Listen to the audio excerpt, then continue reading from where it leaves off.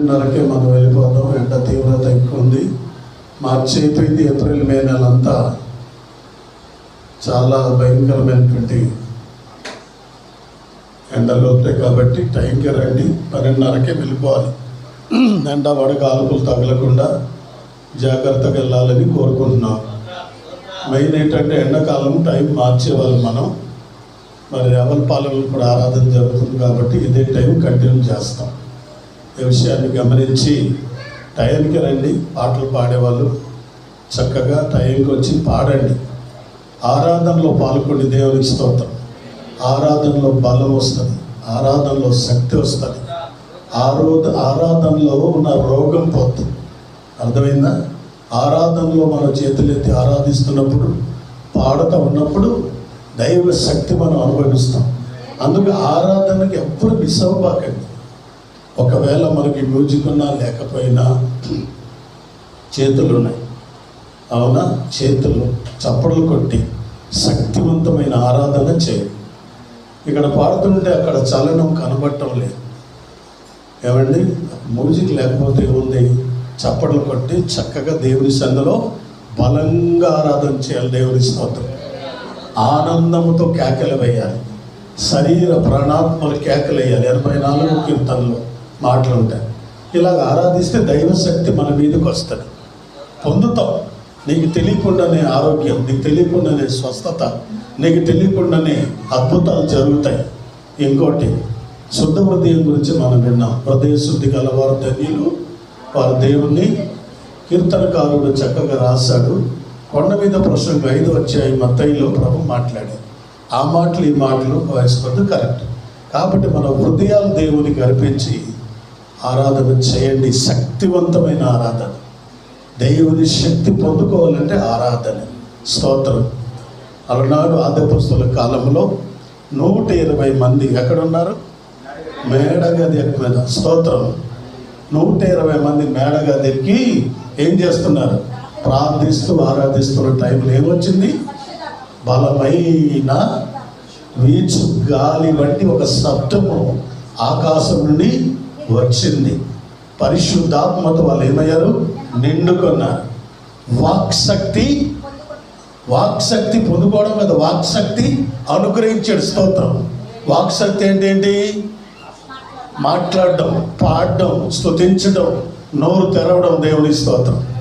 మరి ఈ స్తుతిలో, ప్రార్థనలో ఆ శక్తి మీ మీదకి వస్తే, అవునా, ఎంత బాగా మీరు ఆరాధించగలరు. పిరికివాడైన పేతురు, అవునా, 120 మందిలో లేచి నిలబడి ఏం చేశారు? బలమైన వాక్యం చెప్పగలిగాడు. దేవునికి స్తోత్రం. అంటే పిరికివాడికి దేవుడు ఏమిచ్చాడు? శక్తినిచ్చాడు, బలం ఇచ్చాడు, నిలబడి ధైర్యం ఇచ్చాడు. అక్కడ చాలామంది చెప్పబడుతున్నప్పటికీ ధైర్యంతో వాక్యాన్ని బోధించాడు. ఒక్క బోధకి 3000 మంది రక్షణ పొందారు. దేవునికి స్తోత్రం. చెప్పండి. ఒక్క బోధకి 3000 మంది రక్షించబడ్డారు. ఈ 3000 మంది అపోస్తుల బోధ యందును, చెప్పండి, అపోస్తుల బోధ, రెండోది రొట్టె విజుట యందును, సహవాసమందును, ప్రార్థన చేయుట యందును ఎడతెగక ఉండేది అనే మాట విన్నాం. స్తోత్రం. ఏమండి? ఒక్క ప్రసంగానికి 3000 మంది అయితే, తర్వాత మీరు అపోస్తుల కార్యం చదివితే 3000 నుంచి 5000, 5000 నుంచి 8000, ఇంకా శిష్యుల సంఖ్య విస్తరించేసింది. స్తోత్రం. 120 మంది ప్రపంచమంతా వెళ్ళారు. దేవునికి స్తోత్రం. అందులో తోమ మన భారతదేశానికి వచ్చాడు. అవును కదా? మనం ధన్యులయ్యాం. దేవునికి స్తోత్రం. తోమ ద్వారా దేవుని వాక్యము ప్రబలింది. అనేక మంది కేరళ రాష్ట్ర బ్రాహ్మణులు, చెన్నై రాష్ట్ర బ్రాహ్మణులు ముందుగా యేసయ్య నమ్మారు. దేవునికి స్తోత్రం. అందుకే కేరళ రాష్ట్రంలో ప్రతి ఒక్కరు చదువుకున్నారు. కేరళ బ్రాహ్మణులు బలమైన కాపరులు, లేక విశ్వాసులు, యోధులైపోయారు. దేవుని బిడ్డలారా, మనం కూడా దేవునికి స్తోత్రం ఈ ఆరాధనలో పాల్గొంటే ఎక్కడ లేని బలం మనకి వస్తుంది. ఇంకో మాట కూడా చెప్పి వాక్యంలోకి వెళ్తాను. పౌలు శీలని కొట్టి ఏం చేశారు చెప్పండి? ఊరికి వేసే లేదు, బాండేజ్, కాలు చేతులకి బాండేజ్ కదలకుండా బిగించారు. వాళ్ళు బిగించారు, తీసుకెళ్లే సంఖ్యలు బిగించి జైల్లో వేశారు. చెప్పండి, ఏమేశారు? జైల్లో వేశారు. వీళ్ళు ఏం చేస్తున్నారు? అర్ధరాత్రి వేళ పౌలు శీల లేచి ఏం చేస్తున్నారు? కీర్తనలు పాడుచు ప్రార్థన చేయించుండేది. దేవునికి స్తోత్రం. ఏం జరిగింది అక్కడ? ఏమండి, ఖైదీలు విన్నారు. అక్కడ ఏం జరిగింది? అకస్మాత్తుగా భూకంపము కలిగింది, తలుపులన్నీ తెరవబడ్డాయి. అర్థమైందండి? అందరి సంఖ్యలు విడిపోయాయి. ఈ బోండ వేసిన బిగించిన పౌలు శీల కూడా అవన్నీ పటపట తెగిపోయి నిలబడగలిగారు. దేవునికి స్తోత్రం. అంటే దేనికి అది? ఆరాధన. చెప్పాలి దేనికి? నిజంగా నువ్వు అలా చేయగలిగితే నీలో వ్యాధి కానీ, జబ్బు కానీ, రోగం కానీ, మానసికమైన ఒత్తిడి కానీ అది తొలగిపోద్ది, తెగిపోద్ది. దేవుని స్తోత్రం. వాళ్ళ ఆరాధనలో దొంగలు అందరూ రక్షించబడ్డారు. ఆ దొంగల మీద ఉన్న అధికారి, జైలు అధికారి కుటుంబము రక్షణ పొందింది. దేవునికి స్తోత్రం. ఎప్పుడు వారు వాక్యం చెప్పాల, ఏం చేశారు? పాటలు పాడి ఆరాధన చేశారు. ఆరాధనలో ఎంతో బలం ఉంది, ఆరాధనలో ఎంతో శక్తి ఉంది. చాలామంది ఏంటంటే ఆరాధన పాల్గొని చేసిన వాక్యం విని పిల్లలు వస్తారు. అలాగనే తప్పు అన్నట్లా శక్తి పొందుతారు, బలం పొందుతారు, బలంగా ఆరాధిస్తారు. మీ నోరు, నీ నాలుగు పెదవులు దేవుని కొరకు స్తుతి గానములు పాడితే, దేవునికి స్తోత్రం. ఈ యొక్క కళ్ళలాడు నాలుక, అబద్ధములాడే నాలుక, ఈ పెదవులని అగ్ని చేత ఏమైపోతాయి? కాల్చబడతాయి. దేవునికి స్తోత్రం. ఇంకో సందర్భం చెప్తా. యెషయా 6వ అధ్యాయంలో అక్కడ గొప్ప ఆరాధన జరుగుతుందా లేదా? ఒక మహాసభ. ఆ సభలో దేవదూతలు ఏం చేస్తున్నారు? గాన ప్రతిగానం. స్తోత్రం. ఏనండి, ఆరాధన అంటే ఏంటి అనుకుంటున్నారు? గాన ప్రతిగానములు చేయించుండేది. దేవుని స్తోత్ర. ఎప్పుడైతే గాన ప్రతిగానము ఎలా చేస్తున్నారు? దేవుడు పరిశుద్ధుడు, పరిశుద్ధుడు, పరిశుద్ధుడు అని గాన ప్రతిగానములు చేస్తున్నారు. అక్కడ ఏం జరిగింది? దేవుని గడప కమ్ముల యొక్క, గడప అంటే అవుట్ సైడ్, అవి పునాదులు. ఆ గడప కమ్ములు, పునాదులు అదిరేను. స్తోత్రం. ఆరాధనలో జరిగే శక్తి, ఆరాధనలో కలిగే బలం. నువ్వు ఒంటరిగా కూడా ఇంట్లో తలుపు వేసుకుని పాడి ఆరాధిస్తుంటే నీకు నీవే మైమర్చిపోతావు. దైవ మహిమ నీ మీదికి దిగి వస్తుంది. నీ ముఖ రూపం మారుతుంది. యేసయ్య ముఖ చర్మము మెరిసిపోతా ఉంది. ఆ మెరుపుదల నీ ముఖంలో దేవుడిస్తాడు. హల్లెలూయా.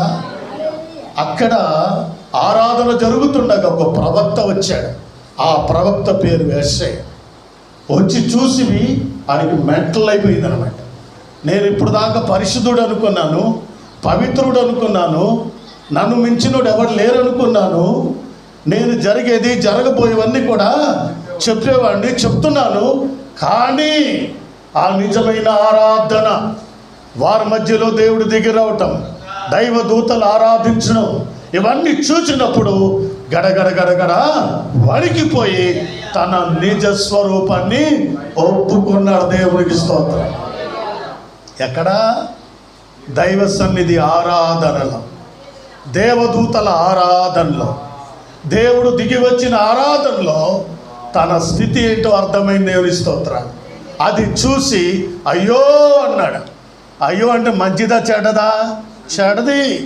అయ్యో, నేను చెడిపోయాను, నా పెదవులు చెడిపోయాయి, నేను బాలేను, నేను అపవిత్రమైన పెదవులు, నా పెదవులు ఏమైపోయాయి? హల్లెలూయా. నువ్వు అపవిత్రమైన పెదవులు గలవాడిని నేను ఒప్పుకున్నాడు.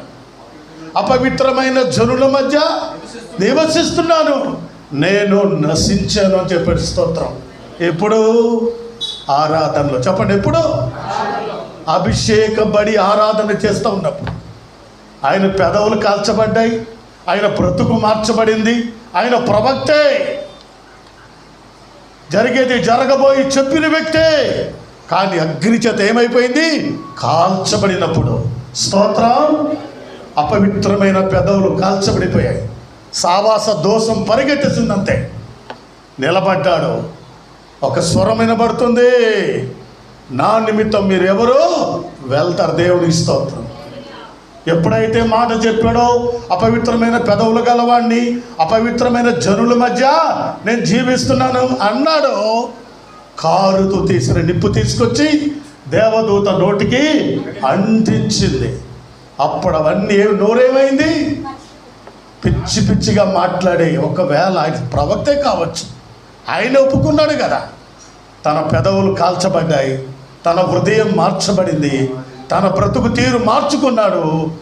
ఇప్పుడు ఎవరు వెళ్తారు అంటే నేనున్నానని స్తోత్రం. అలాంటి వారు కావాలి ఈరోజు. అలాంటి యేసయ్య ప్రవక్త లాంటి వారు కావాలి.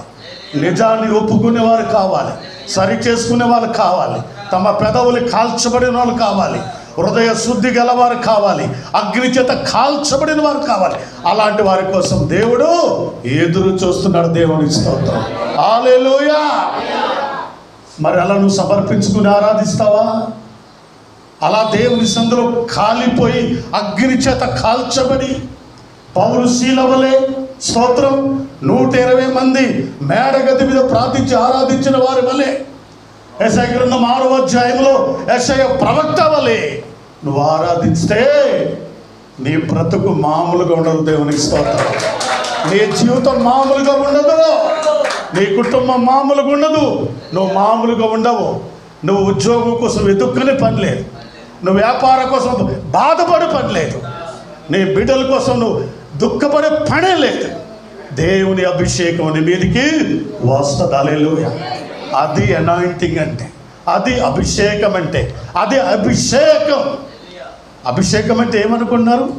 ఏదో అభిషేకం ఇలా అలా చేయడం కాదు. అభిషేకం అంటే వస్తుంది, కాలుస్తుంది, వంచుతుంది, వంగుతుంది, దీనత్వం కలిగి చేస్తా. దేవుని స్తోత్రం. ఎలా మనం జీవించగలుగుతున్నాం దేవుని బిడ్డలారా? దేవుడు మాట్లాడుతూ ఉన్నాడు. దేవుని స్తోత్రం. అక్కడ కూర్చొని ఆరాధిస్తుంటే చలనం కనబట్లే, ఏదో చేస్తూ ఉన్నారు. ఇక్కడ గొంతు చిచ్చుకుని పాడుతూ ఉన్నారు. మరి మీ గొంతు కూడా ఏం చేయాలి? కలపాలి. మీ నోరు ఏం చేయాలి? తెరవాలి. మీ చేతులు ఏమివ్వాలి? చెప్పండి, ఏం చేయాలి? 84వ కీర్తన చూడండి ఒకసారి. కోరాహు కుమారులు ఎలా ఆరాధిస్తున్నారు, కోరాహు కుమారులు ఎలా స్తుతిస్తున్నారు. కోరాహు కుమారులు ఇప్పుడు దేవుని సందులో అభిషేకంతో నింపబడి ఏం మాట్లాడుతున్నారు? ధనరాజు కొద్దిగా అల్పారని చిన్న బాటిల్ తీసుకురమని చదవండి. ఇప్పుడు మాట చదవండి. దేవుడా, యెహోవా నీ నివాసములు ఎంతో రమ్యములు, చూడవలెనని నా ప్రాణము ఎంతో ఆశపడుచున్నది, అది సొమ్మసిల్లుచున్నది. చూడండి, జీవము గల ఏ దేవుడు? మన సంఘం పేరేంటి? జీవము గల దేవుని పేరుకే జీవము గల సంఘం. కానీ ఇక్కడ ఏముండాలి? జీవం లేదు, చచ్చిన వారిలాగా మనం ఉన్నాం. చచ్చిన సవాలు పాడరండి, చచ్చిన సవాలు ఆరాధించరు, చచ్చిన వాళ్ళు మౌనంగా ఉంటారు. జీవము గల దేవుణ్ణి దర్శించుటకు నా హృదయమును, వినండి, నా హృదయమును నా శరీరమును ఆనందముతో, హల్లెలూయా, చప్పలు కొడుతూ మైండ్ పడుతామా? మన సన్నిధిలో ఏం చేయాలి? మీరు ఏం చేయాలి? ఏం చేయాలి? శరీర ప్రాణాత్మలు ఏం కేకలు వేసి ఆనందముతో మనం ఏం చేయాలి? ప్రభు సన్నిధిలో ఏం చేయాలండి? ఆరాధించాలి. ఏం చేస్తున్నారు? ఎలాగ ఆరాధిస్తున్నారు? ఎలా స్తుతిస్తున్నారు? అలా చేయండి. ఎవరు పిలవకుండానే ఆత్మలు వస్తాయి, ఎవరు పిలవకుండానే అధికారులు వస్తారు, ఎవరు పిలవకుండానే కుటుంబాలు వస్తాయి, ఎవరు పిలవకుండానే ఎవరి బిడ్డలు వస్తారు. ఆరాధించే బిడ్డలు, స్తుతించే బిడ్డలు, పాడే బిడ్డలు, ప్రార్థించే బిడ్డలు. నీ ఆరాధన ప్రజల్ని లాక్కొస్తుంది. దేవునికి స్తోత్రం. నీలో ఉన్న పరిశుద్ధత ప్రజల్ని లాక్కుని వస్తుంది. అంతే. మనం ఆత్మల కొట్ట వెతుకులాట పని లేకుండా ప్రజలను వెంబడి పడతారు. దేవునికి స్తోత్రం. That is worship. అది ఆరాధన. అది కోరావు కుమారులు చేస్తూ ఉన్నారు. నా శరీరమును నా ప్రాణమును ఆనందముతో కేకలు వేయుచున్నది. స్తోత్రం. మరి ఆరాధించినప్పుడు ఏడవక్కర్లేదు. ఏం చేయాలి? దేవా, నువ్వు నాతో ఉన్నావు, నన్ను బ్రతికించావు, ఈ నెలంతా కాపాడావు, వారమంతా కాపాడావు నన్ను, నా కుటుంబాన్ని. దేవా, నువ్వు ఎంత ఆరోగ్యం ఇచ్చావు. నా ప్రయాణంలో, బండి ప్రయాణం, కారు ప్రయాణం, విమానం ప్రయాణం, రైలు ప్రయాణంలో నువ్వు నా తోడ ఉన్నావయ్యా, నీకే వందనాలు దేవా అని ఇక్కడికి వచ్చి ప్రభు సన్నిధిలో ఆనందంతో కేకలేసి డ్యాన్స్ వేయాలి. దేవునికి స్తోత్రం. That is worship. అది ఆరాధన, అది స్తుతి.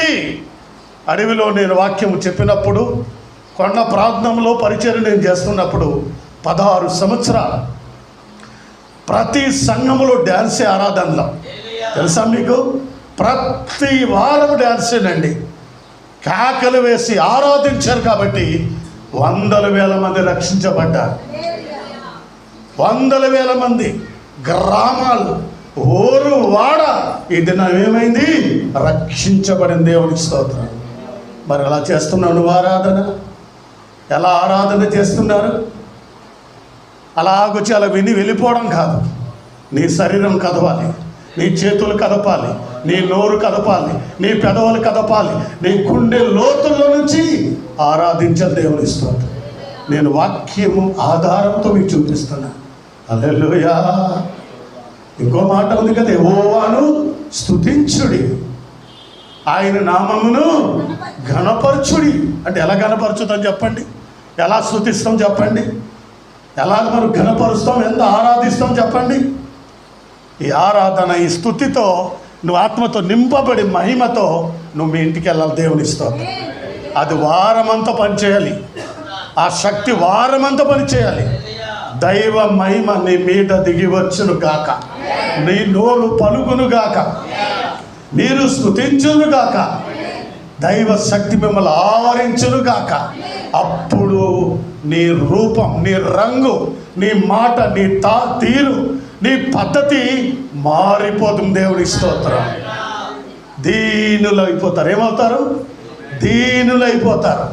అందుకే ఆత్మ విషయమై దీనులైన వారు ధన్యులు, పరలోక రాజ్యము వారిది. దేవుని స్తోత్రం. ఈ దీనత్వము నీకు వచ్చును గాక. అహంకారం వద్దు, గర్వం వద్దు, టంపర్ వద్దు. దేవునికి మేలు చేయాలి, దేవునికి కార్యం చేయాలి, దేవుడు అద్భుతం నీ జీవితం జరగాలి. That is worship. 2-3 ఉన్న చోట ఎవరు ఉంటారు? యేసయ్య ఉంటాడు. ఇద్దరు కలిసి ఆరాధించినప్పుడు, ఇద్దరు కలిసి పాడినప్పుడు స్తోత్రం. ప్రభు బైబిల్లో ఒక మాట చెప్పాడు, ఎక్కడ మీరు వెళ్ళినా ఇద్దరు వెళ్ళమని చెప్పాడు. అవునా కాదా? చెప్పండి, ఏం చెప్పాడు? మరి ఎందుకంటే ఒక్కొక్కరు వెళ్ళడం? చెప్పండి, ఎందుకు వెళ్ళాలి ఒకళ్ళు? ప్రవీణ్ ప్రకాష్ గారు ఒక్కరే వెళ్ళారు. ఆయనతో దేవుడు ఉండవచ్చు, కానీ దేవుడు ఏమన్నాడు? ఇద్దరిద్దరు చెప్పాడు. దేవుడే చెప్పాడు, ఇద్దరిద్దరు. ఆ రోజు ఒంటరిగా ప్రయాణం చేయడమే తప్పు. అది రాత్రి వేళ. అవునా? అందుకు నేను ఎక్కడికైనా వెళ్తే ఒక్కడ వెళ్ళనే.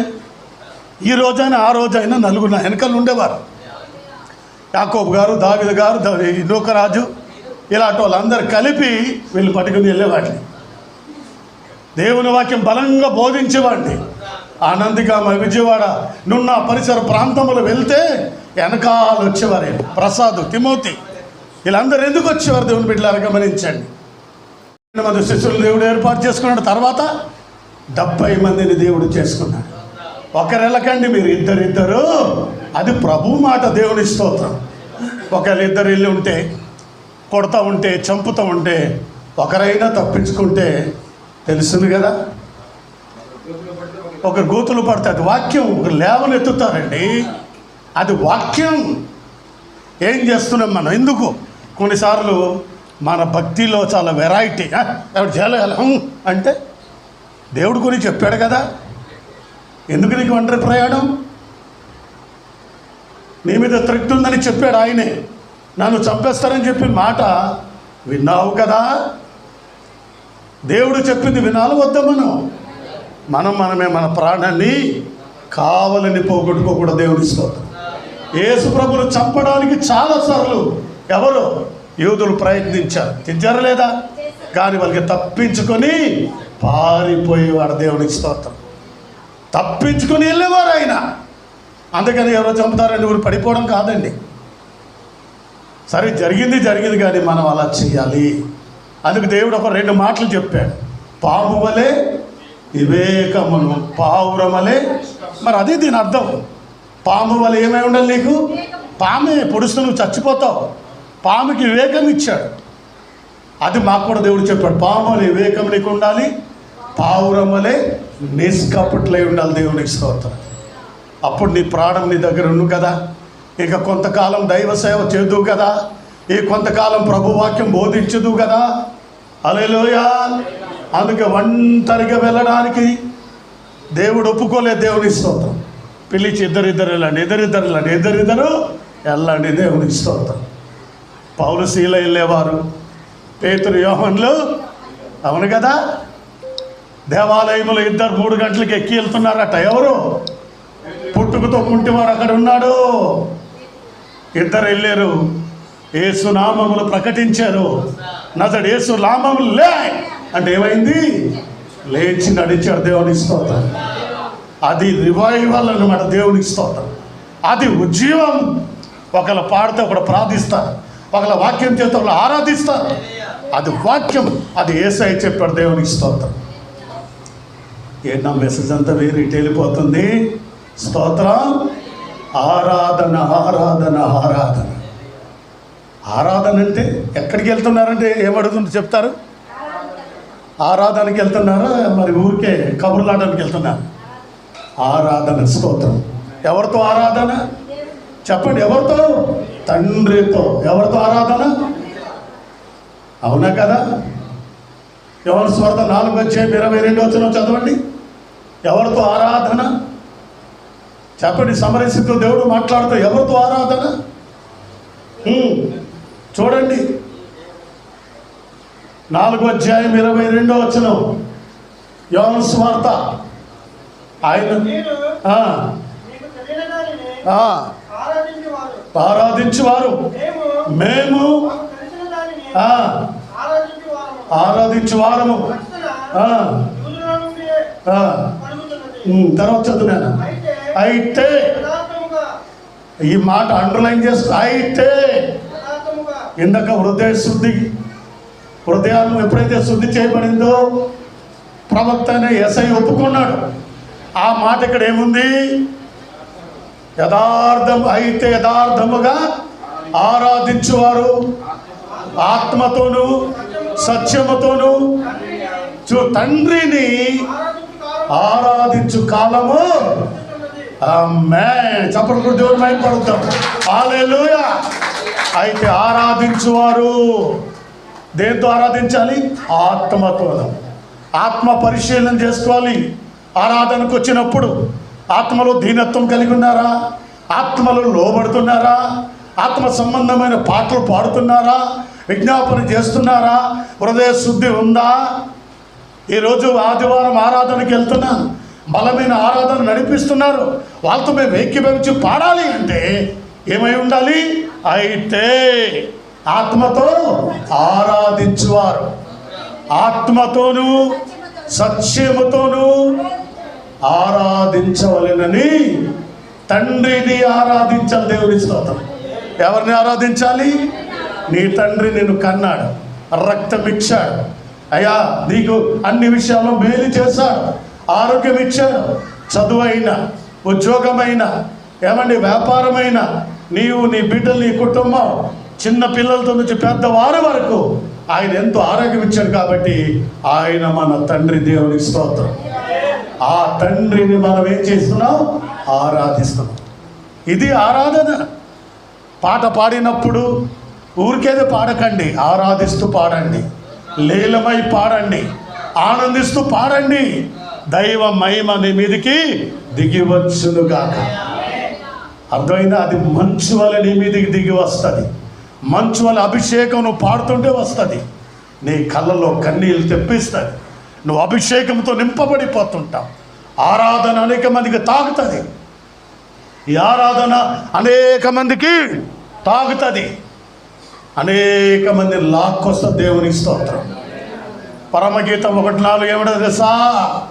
నన్ను ఆకర్షించుము, మేము మీ వద్దకు పరిగెత్తు వచ్చేదము. దేవుని స్తోత్రం. నువ్వు అలాంటి ఆరాధన చెయ్యి. అలాంటి అభిషేకంతో కూడా ఆరాధన చెయ్యి.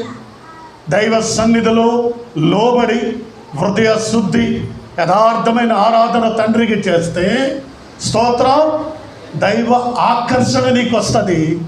అందుకు వాళ్ళు అడుగుతుంది సూలము, నన్ను ఆకర్షించుము, మేము మీ వద్దకు పరిగెత్తి వస్తాం. దేవుని స్తోత్రం. రండి రండి రండి అని పిలవక్కర్లేదు. నువ్వు మందిరానికి పరిగెట్టుకొని వస్తావు, ఆరాధిస్తావు. నీ కాలు నిలబడవు, ఓ డాన్స్ చేస్తావు, నీ చేతులు చప్పట్లు కొడతాయి. అభిషేకంతో నువ్వు నింపబడతావు. ఆరాధనలో ముందుకు వెళ్తావు. దేవుని స్తోత్రం. That is worship. అది ఆరాధన. అర్థమైందండి? ఎలాగ ఆరాధించాలి? ఎఫెసీ పత్రిక 5:18 అనుకుంటాం చూడండి. మరియు మద్యములతో మత్తులై ఉండకుడి, ఆత్మపూర్ణులై. ఆ మాట ఉంటుంది, చదవండి.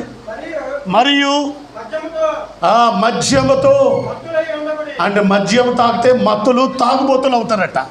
కానీ దాన్ని ఏం పోల్చాడు దేవుడు? 2 విధాలుగా మనం ఆలోచించాలి.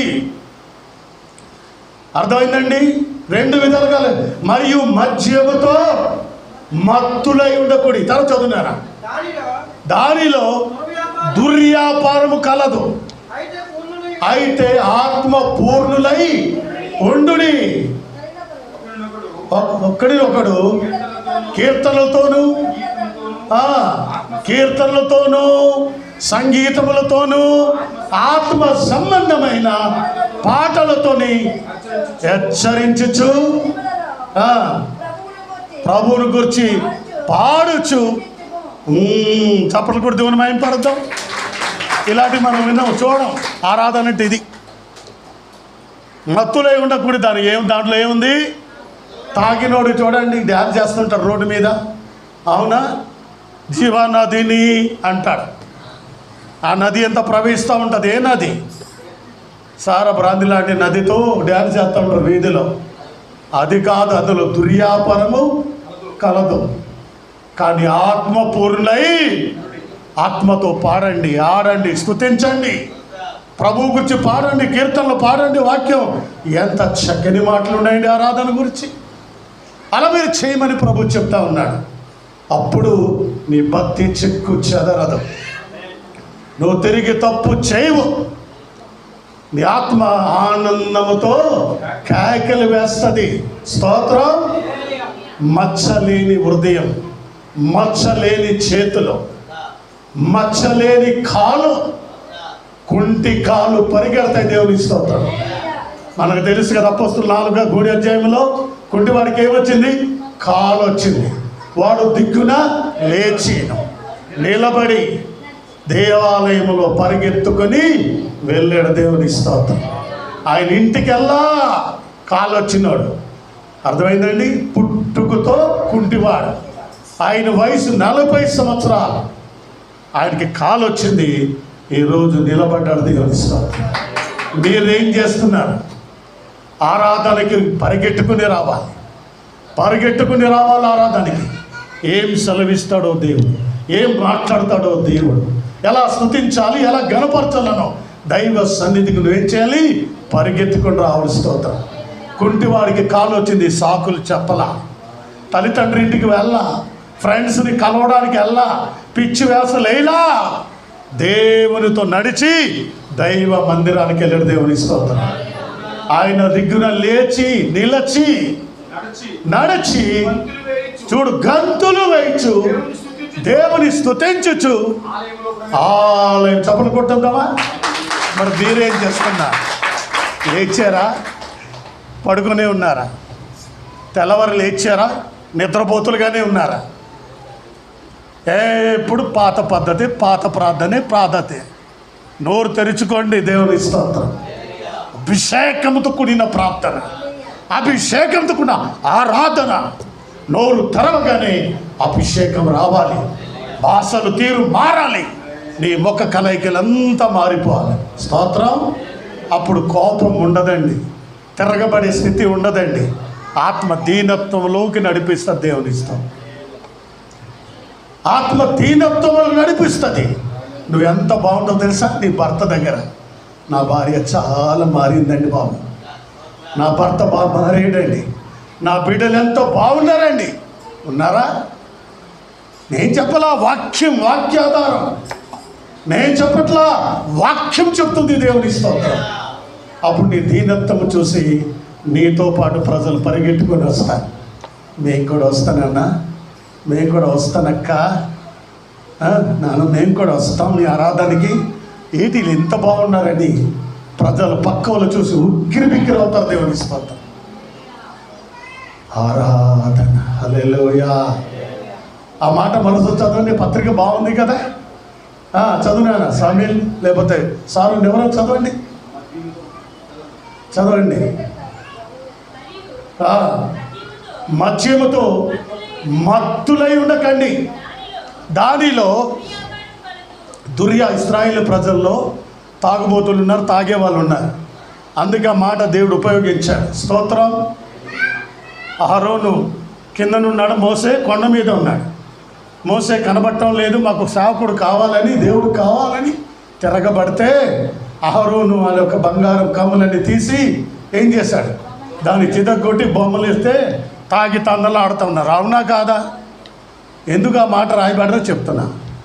తర్వాత ఏలి ప్రవక్త దగ్గర ఒక ఆమె వెళ్ళింది. ఎవరు? అన్న. ఆమె ఇప్పుడు ఏం చేస్తుంది? ప్రార్థిస్తుంటే ఏమన్నాడు? మత్తురాలై ఉన్నావు అన్నాడు. ఆడికి అర్థం అవ్వలేదా ఏలికి? అప్పుడు ఆమె అంటూ, నేను మత్తురాల్ని కాదయ్యా, నేను తాగలేదయ్యా. ఏం చెప్పింది? నా హృదయ వేదనను బట్టి లోపల నుంచి ఉన్న ప్రతి విషయాన్ని నేను వెళ్ళబుచ్చుచున్నాను. స్తోత్రం. అందుకే మాట ఇక్కడ రాయబడ్డాడు పరిశుద్ధాత్మ దేవుడు. చదవండి ఇప్పుడు. అయితే మద్యముతో మత్తులై ఉండకూడి, దానిలో ఏముంది? దుర్వ్యాపారము కలదు. అయితే ఆత్మపూర్ణులై ఉండండి, ఒకరినొకరు కీర్తనలతోనూ సంగీతములతోనూ ఆత్మ సంబంధమైన పాటలతోనూ, ఆత్మ సంబంధమైన పాటలతో హెచ్చరించుచు దేవునిలో ప్రభువుని గురించి పాడుచు కీర్తించుచు మన ప్రభు అయిన యేసుక్రీస్తు పేరట సమస్తమును గూర్చి ఎల్లప్పుడూ కృతజ్ఞతాస్తుతులు క్రీస్తునందు భయముతో ఒక్కడికొకడు ఏమై ఉండాలి? లోబడుతున్నారా? హలో, రక్షణ పొందుకున్నారు, ఆత్మ పొందుకున్నారు, కొంతమంది అభిషేకించబడ్డారు. లోబడతనం కనబడుతుంది. ఇందులో ఏముంది? పౌలు గారు ఎఫెసు సంఘానికి ఏ రాశాడు? ఊరికి ఇక్కడ అక్కడ ఒక మాట చదవడం కాదు. బైబిల్ స్టడీ చేయండి, చదవండి, అందులో ఉన్న మాటలు గ్రహించండి. దేవుని బిడ్డలారా, ఆలోచించండి. ఇంత లోతు మీకు తెలుసా? ఈరోజు నేను మెసేజ్ ఇంట్లో ఏరిది ప్రిపేర్ అయ్యాను, తెలుసు, గోపికి తెలుసు. కానీ నిలబడగానే ఇక్కడ కూర్చున్నాను, ఆరాధన చూసి బాధ అనిపించింది. ఇక్కడేమో వినబడుతున్నాయి. ఆరాధన ఇటు అటు ఇటు తిరగడం కాదు. ఏం చేయాలి? ఆత్మతో సత్యముతో చప్పట్లు కొట్టాలి, డ్యాన్స్ వేయాలి. మీకు బోల్డ్ వాక్యాలు చూపించాను. నా మాటలు ఏంటండి? యెషయా 6 అధ్యాయం చూపించా, అవునా? ఇంకేం చేశా? ఎన్ని చూపించా? 84వ కీర్తన చూపించాను. అపోస్తుల కార్యం 16వ అధ్యాయం 22వ నుంచి 25 వరకు చూపించా. అన్ని వాక్యాధారంతో చెప్తున్నా. దట్ ఈస్ వర్షిప్ అండి, ఆరాధన. అలాగేం చేస్తా? అభిషేకించబడి బయటికి వెళ్తా. స్తోత్రం. నీ కాలు నొప్పి తగ్గిపోద్ది. నీ తలనొప్పి తగ్గిపోద్ది, నీకు నానారోగ్యం వెళ్ళిపోద్ది. దేవుని స్తోత్రం. మొన్న ఒక మీటింగ్ గాజువాక ఒక పాస్టర్ గారు నన్ను తీసుకుని వెళ్ళారు. ఆ రోజు డయాలసిస్ అయింది. ఒక పాస్టర్ గారు కాదు, నన్ను చూస్తున్న పాస్టర్ గారు, రండి నాన్నగారు, ఎవరు ఇంగ్లీష్ వాళ్ళు వస్తున్నారట, మిమ్మల్ని తీసుకెళ్ళి ప్రార్థన చేస్తాను, వాళ్ళు హీలింగ్ పవర్ ఉన్న వాళ్ళు అన్నారు. నాకేంటంటే ఆశ కదా, ఫోన్లే వెళ్దామని వెళ్ళాను. వాక్యం అయిపోయింది, ఈయన చెప్పే లేదు.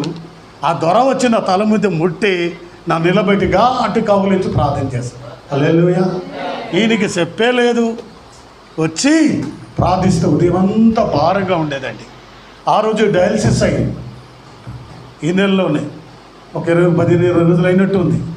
సరే, హీలింగ్ అంటే ఎందుకు సంతోషమే కదా. వెళ్ళాను, ఒళ్ళంతా తేలికైపోయింది, గుండె బరువంతా తగ్గిపోయింది. ఎంత ఎంత చక్కటి వాళ్ళకి ఆ వరాలు దేవుడు ఇచ్చి ఉన్నాడండి. దేవుని బిడ్డలారా గమనించండి. ఆరాధనకి పాత్రుడైన దేవుడు, దేవునికి స్తోత్రం. నీ ఆరాధనకి ఆయన ఏమై ఉండాలి? పాత్రుడై ఉండాలి. దేవుని స్తోత్రం. ఆరాధించిన ఆయన కలిసిపోవాలి, ఏకంగా ఉండాలి, ఆయన స్తుతించాలి, గణపరచాలి. నువ్వు పాడిన పాట, నీ స్తుతి, నీ ఆరాధన, నీ విజ్ఞాపనలు ఆయన దగ్గర ఉంటాయి. స్తోత్రం. అందుకే ఒంటరిగా నోరు తెరవగానే దేవుడు దిగి వచ్చాడు. దైవ మహిమ నీలో దిగి వచ్చాడు. దేవుని సన్నిధిలో దిగి వచ్చాడు. దిగి వచ్చి అభిషేకంతో ఉండాలి. నువ్వెక్కడికి వెళ్ళినా ఆ మహిమ నీతో కూడా వచ్చునుగాక. అందుకన్నాడుగా యెషయాలో, లెమ్ము తేజరి లెమ్ము, నీకేమొచ్చింది? వెలుగు వచ్చి ఉన్నది, యెహోవా మహిమ నీ మీద ప్రకాశించుచున్నది. యెషయా 60లో మాటలుంటుంది. లెమ్ము తేజరిల్లుము. నువ్వు లెగుస్తే కదా తేజరిల్లుతావు. యెహోవా మహిమ ఎక్కడ వచ్చింది? నీ మీద. నీకు మహిమతో ఆ మొక్కమంతా, పౌడర్ రాస్తే మహిమ రాదు, పేరెంట్ రవి రాస్తే మహిమ రాదు. ఏమండి, మేకప్ కిట్టు కొనుక్కొని రాస్తే రాదు. దైవ మహిమతో నేను అద్దెస్తాడు, ముద్ర వేస్తాడు. నీ ముఖము నుండి దైవ వెలుగు కనబడతా. దేవుని స్తోత్రం. That is mercy. హల్లెలూయా. అప్పుడు ప్రజలు గుర్తిస్తారమ్మా, బాబు ఎంత ఆరాధనండి, వారి ముఖములు మహిమతో నింపిపోయండి. ఏ సంఘానికి మీరు వెళ్తున్నారు బాబు అని చెప్పి నిన్ను చూసిన వారు అనేక మంది వస్తారు. దేవుని స్తోత్రం. అది ఆరాధన, అది స్తుతి. టైం ఎంత అయింది రమేష్? దేవుని బిడ్డలారా గమనించండి. ఆరాధనకు పాత్రుడైన దేవుడు, నీ స్తుతులకు పాత్రుడైన దేవుడు, నీ మొర్ర వినడానికి రెడీగా ఉన్న పాత్రుడు. అందుకే ఈరోజు అలాంటి ఆరాధన చేస్తావా? అలాగ ఆరాధించగలవా? ఇందాక జాసు ఒక మాట అన్నాడు. ఎవరి గురించి? బైబిల్లో ఒక ఆమె ఉంది కదా, ఎవరు చెప్పండి? బోర, తంబుర, సితార, నాట్యముతో ఆరాధించింది. దేవుని స్తోత్రం. తంబుర, సితార, నాదముతో ఆరాధించిందట. దేవుని స్తోత్రం. పాత నిబంధన గ్రంథములో తంబురలు వాడారు, సితారలు వాడారు, గిలక తప్పెట్లు వాడారు. ఇన్ని వాడి దేవునికి ఏం చేశారు? మహిమపరిచారు. దేవునికి స్తోత్రం. మరి మీరేం చేస్తున్నారు? అందుకే చర్చికి వచ్చినప్పుడు ఒక్కొక్క కంజీరు కొనుక్కుంటారా? అది మా అయితే ఎంత ఉండదు, 100, 150 ఉంటుంది. అందరి చేతుల్లో చిన్న చిన్న ఇది కొట్టేది ఉండాలి, ఇది ఉండాలి, కంజీరు కూడా ఉండాలి. అర్థమైందా? తంబుర, సితార, నాదముతో దేవుణ్ణి ఆరాధించాలి. అలా మనం చేయండి. ఒక 1/2 కేజీ చికెన్ తినే బదులు ఒక కంజీరు కొనుక్కోండి. వచ్చినప్పుడు రండి, కొట్టండి. ఇప్పుడు ఎలాగో మన క్యాష్ ప్లేయర్ లేరు కాబట్టి అందరి చేతులు అది ఉండి ఆరాధిస్తుంటే ఎంత బాగుంటుంది. కొంతమంది చప్పట్లు కూడా కొట్టరు. నేను ఇలా చప్పట్లు కొడుతుంటే ఇక్కడ ఆపరేషన్ కదా, ఇదిగో చూడండి ఎంత ఎత్తులో ఉంటుంది, నొప్పి అన్నమాట. ఇలా కొడుతుంటే జిగ్గి అంటుంది, అందుకు కొట్టలేకపోతున్నాను. అలాగ దేవుని ఆరాధిస్తున్నాను. దేవుని బిడ్డలారా గమనించాలి. ఆరాధనకు పాత్రుడైన దేవుడు మనతో ఉన్నాడు. అందున ఆయన ఆరాధించేటప్పుడు మీ చేతులు పనిచేయాలి, మీ నోరు పనిచేయాలి, మీ కాలు పనిచేయాలి. మీరు శరీర ప్రాణాత్మల ఆనందంతో కేకలు వేయాలి. వేసి దైవ సన్నిధానంలో నువ్వు నిలబడితే దైవ మహిమ నీతో వస్తుంది. అప్పుడు సణుగులు పోతాయి, గొడుగులు పోతాయి, రోగాలు పోతాయి, జబ్బులు పోతాయి, వ్యాధులు పోతాయి, ఏమి వెంట రాదు. స్తోత్రం. అలనాడి ఆదిపుస్తుల కాలంలో రోమ్ సామ్రాజ్యంలో ఆ జైల్లో జరిగిన అద్భుతం నీ జీవితంలో కూడా జరుగుతుంది, నీ బ్రతుకులో జరుగుతుంది. ఎంత ఆనందిస్తావు తెలుసండి. మరియమ్మ గారు ఇటు గర్భవతిగా ఉన్నారు, అటు ఎలిజబెత్ అమ్మ కూడా ఏముంది, గర్భవతిగా ఉంది. ఆవిడికి 6వ నెల, ఈవిడికి 3వ నెల. మరియమ్మ గారు ఎవరింటికి వెళ్ళారు, ఎలిజబెత్ ఇంటికి వెళ్ళిపోయి వందనాలమ్మ అన్నదట. ఏమన్నది?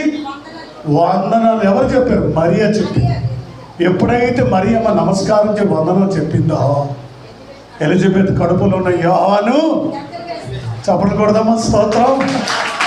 ఎలిజబెత్ అమ్మే ఆనందం కాదు, ఆ కడుపులో ఉన్న శిశువు కూడా లోపల ధ్యానం చేస్తుంది. దేవుని స్తోత్రం.